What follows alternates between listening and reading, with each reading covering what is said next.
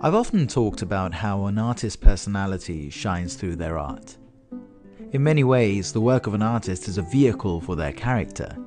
I've discussed this in relation to musicians like Bix Beiderbecke and artists like Michelangelo. At the time, I called Michelangelo the greatest artist who ever lived. Most experts and art historians would probably agree. Part of what makes him stand above the rest is his total domination of a number of different fields: drawing, sculpture, architecture, and of course the Sistine Chapel shows that he's also one of the greatest painters of all time. But if you just take painting, there's another that stands as perhaps his equal. Raffaello Sanzio, Raphael, Il Principe, the Prince of Painters, born yesterday in 1483.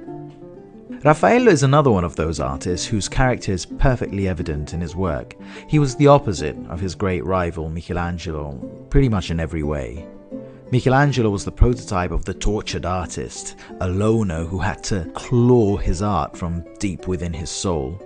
His work was agony and ecstasy, but Raffaello was a young, charismatic gentleman, a superstar, and a womanizer whose art flowed naturally, as if he didn't even need to think about it.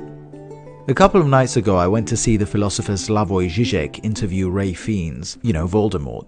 Žižek had this comparison. He said, Michelangelo is like Beethoven, stern and powerful and dramatic, but Raffaello is like Mozart, elegant, harmonious, serene, makes everything look easy. Michelangelo's art conveys terribilità, force and terror, whereas Raffaello's is all about grazia, grace. And few of his paintings embody that feminine gentleness more than his pictures of the Virgin Mary. He did about 40 of them, because he just loved drawing women. All these Madonne have this very subtle, restrained emotion. It's all very calm and elegant and courtly. There's this one detail that I just love. It's in the Madonna del Cardellino, the Madonna with the goldfinch. Look it up. The picture is her with two babies at her feet, John the Baptist and Jesus, of course, and it's arranged in this pyramid shape that's very harmonious. And in her left hand, she's holding an open book, but she's looking down to her right. And in this detail, you get the whole sense of her gentle movement. It's amazing, like a graceful dance.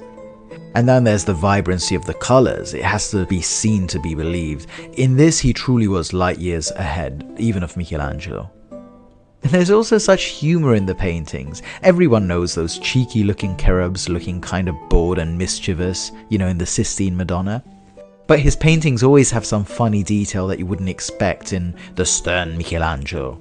There's a guy adjusting his sock in the middle of the Virgin Mary's wedding, a boy hastily scribbling down a note while standing precariously balanced on a leg, or the many characters he has look straight at us with these expressions that say, "You seeing this?"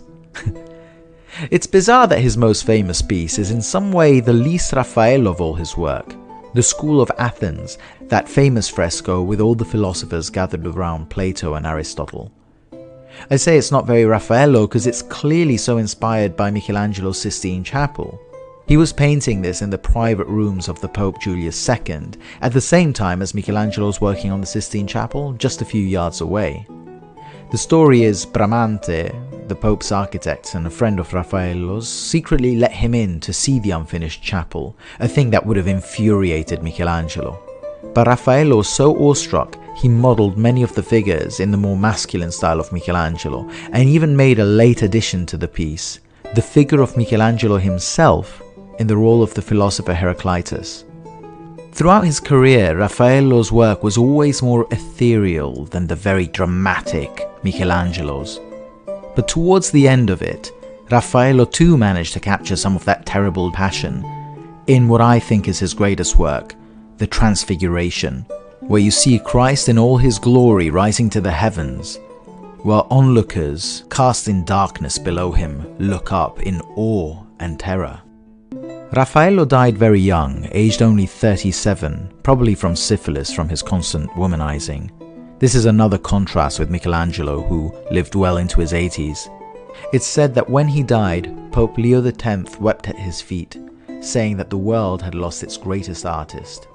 I disagree with that, but I do agree that the world may have lost its greatest painter.